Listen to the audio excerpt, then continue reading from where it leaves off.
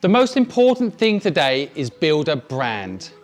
If you're not building a brand, you're going to compete on price. Now, when I'm advising people on how to build a brand, the first thing I tell people is you need to pick a side.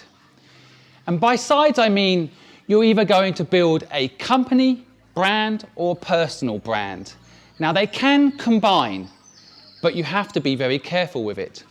A good example of someone that has built a personal brand and then leveraged that for her own companies is someone like Oprah Winfrey. But equally, someone that's also leveraged their personal name to build a brand where it's fallen over was Lance Armstrong. Now, both of these names, you know the story, so I don't necessarily need to go to the ins and outs of it. But it illustrates what I'm trying to tell you here, that you can either decide to be a company, and let's pick Canon, the brand that's filming me now. How do they build their brand? Well, what they do is they have a strategy of working with the best-in-class photographers and videographers, and they endorse their brands. They support those brand personalities. And by default, that ensures that Canon itself gets some of that glory. But Apple, on the other hand, they had Steve Jobs. And even though he's gone today, his legacy is still there. Steve Jobs was this rebel, this entrepreneur with a purpose. He was different from everybody else. And he built products not that people asked for, but that he knew that they needed. He was even famous for not being particularly nice to his staff, but always creating the most immaculate, precise products. And that personality translated into the Apple product today, which is why they don't need to do brand endorsements or brand partnerships, because they had Steve Jobs. Now, for you guys out there, I can give you the 8 rules to building a personal brand. And the number 1 rule, as I just mentioned, is pick a side. Decide whether you're going to focus on your personal brand or your business brand. And remember, neither is the perfect way. If you pick a personal brand, I would only warn you, there's a high chance that 30% of your potential audience will be lost. They will get to know you personally and hate you or love you, and that can hurt your brand. One of the famous examples of this are when brands sponsor football teams. And in England, football is a major culture, and if a brand supports a football team, often that brand, all the other football team fans, if they're hardcore, will boycott that brand. But of course, you'll get the loyalty, if you do support a football team, from the fans themselves. So that's just something to bear in mind when you're aligning yourself. Be authentic. Now, I know that being authentic, even for myself, when trying to deliver an important message, I can come across as quite hyper. That's not necessarily who I am, but I want you to know what I'm teaching you now is worthwhile. I have to keep the energy levels up. But I'm still being authentic. I'm still telling you what I know from the heart. I have no agenda. I'm not trying to sell you anything. And when I think people try to sell their knowledge or insights and then they caveat it with, by the way, please sign up to this, or please buy my footwear, or please buy this, or there is an angle to it that I think can be lost in authenticity for my type of advice area. But I think when you're thinking about yourself and building personal brand, I think you have to dig deep and stay true to who you are. Don't try to act posh, for example, if you're not, or don't pretend to know stuff that you don't know for the sake of perhaps fulfilling a potential post that will make you very popular. Don't fake it till you make it. Be who you are meant to be. The third thing you need to know when building a personal brand is this concept of credibility. Now, I know that for a lot of people, credibility is something that, if you have imposter syndrome, that you struggle with. But for me, the way I've always built out businesses, and let's take one of my last companies, Fluid, I looked at what I was good at and what I could bring to the company. I looked what gaps I had in the business and I brought it in. So I had a design and marketing company called Fluid. On the marketing side, I have credibility. I know what I'm doing, I've got experience, I can talk to it, I understand it, but I didn't really understand design. And although I could outsource it or hire people to do it for me, I felt like if I brought someone in who knew it, I could add that to the company's DNA as our core competence. And that's what I did. I had a partner in Fluid called Helen Griffiths. She brought credibility to the design piece of our business. So when we advertised ourselves as Fluid Design and Marketing, I was able to bring credibility to the stage.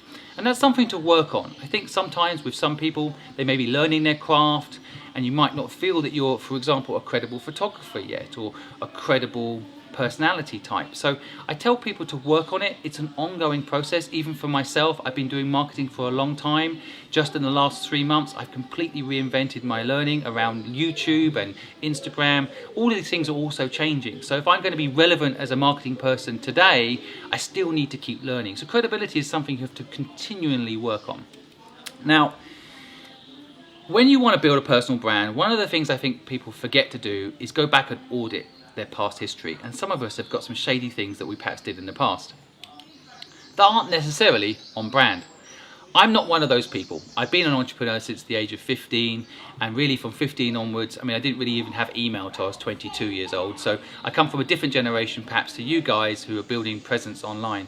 But I do suggest to people that you go back and you just audit your online presence.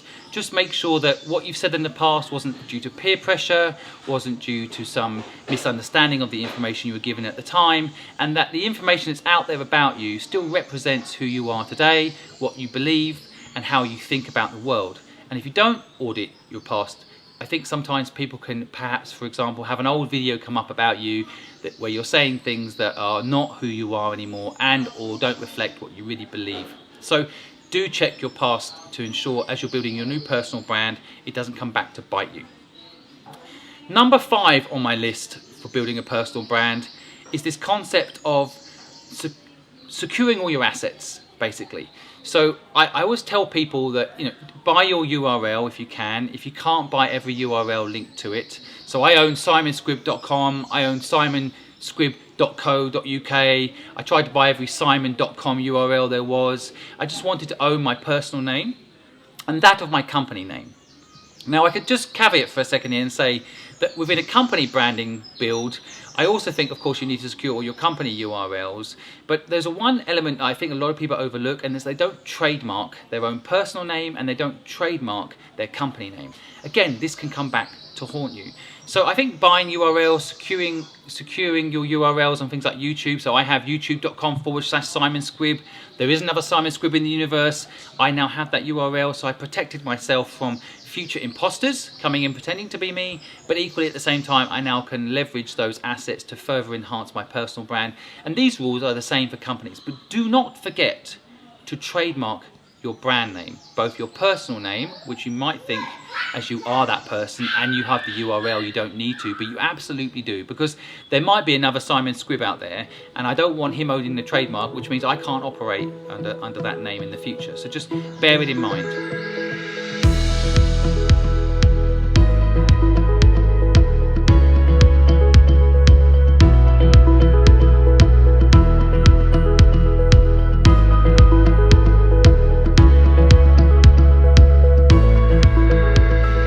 The next point I want to make is about building value. You've got to ensure whatever you're building out actually is needed by the consumer. Now, as I mentioned earlier, Steve Jobs did have the philosophy, he felt that people didn't know what they wanted and he used to build it for them. But there are a lot of people that have built successful brands by asking their consumers, what do you need? Myself, that's how I do it. I say to people, what do you need? And you've said to me, you want to know how to build a personal brand, you want to know how to build a company brand, and I'm doing just that. And I feel like for so many of you, you've got to produce value based on what customers want, or know that they need what you're offering. I strongly recommend you don't sell. You've got to focus in on what your clients will need and try to resist the urge to sell. Point 7 in my 8-point plan in how to build a personal brand and a company brand is brand alignment. Now, I alluded to this earlier in my earlier points about how some brands work carefully to support someone else's brand in the hope that that prestige rubs off on them. And now we have to stop because there's a car. So in the end, folks, don't forget, add value.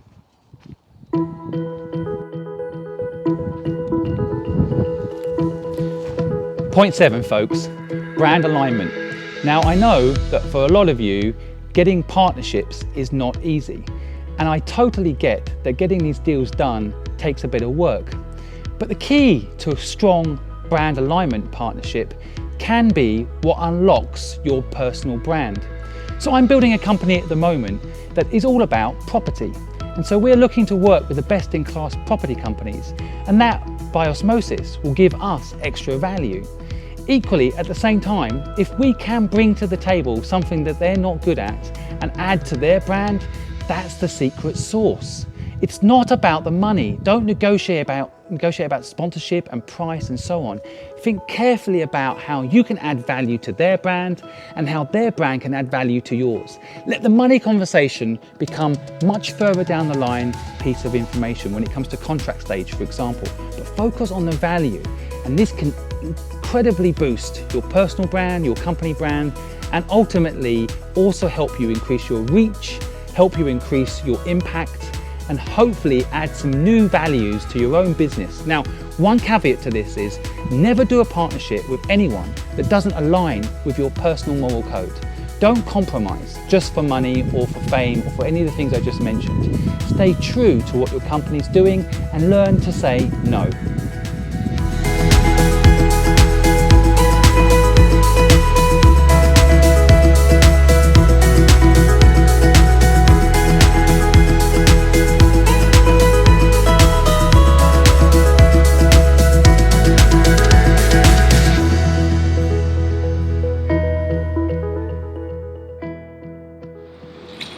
My final point, folks, is number 8 in building a personal brand. You have to market yourself. You have to be proud of what you do and shout from the rooftops. Don't worry about being embarrassed. It's the only way people are going to find out about you. Bottom line, folks, you've got to market yourself and not be shy. Now, I am a little bit embarrassed about what I just did, but I also know the content I'm producing is going to help people.